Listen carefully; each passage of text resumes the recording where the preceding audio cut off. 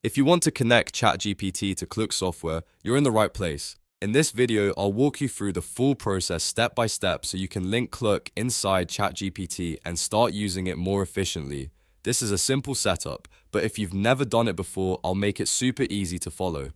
And before we jump in, if this tutorial helps you out, go ahead and hit like and subscribe for more step-by-step software guides just like this.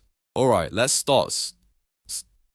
Let's start with the first step. Open your browser and go to ChatGPT.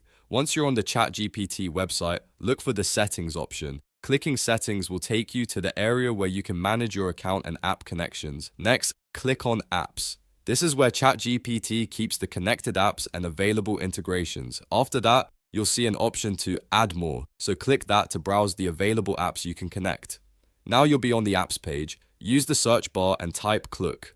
This helps you quickly find the correct app instead of scrolling through a long list. Once Klook appears in the results, click on Klook to open its app page. On the Klook app page, you'll see a Connect button. Click Connect to begin linking the app to ChatGPT. You may be prompted to confirm the connection, so go ahead and click Connect again if it asks you to verify. This extra step is normal and helps authorize the integration properly. After the connection is approved, go back to ChatGPT and click New Chat. Starting a new chat helps refresh the workspace so the connected app shows up correctly in your session. Now click the plus icon, then click More.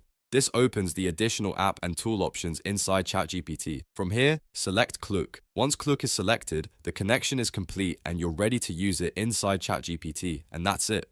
You've now connected ChatGPT to Klook software successfully. From here, you can continue using ChatGPT with Klook available as part of your workflow, which can save time and make your experience much smoother. If this video helped, please remember to like the video, subscribe to the channel, and turn on notifications so you don't miss the next tutorial.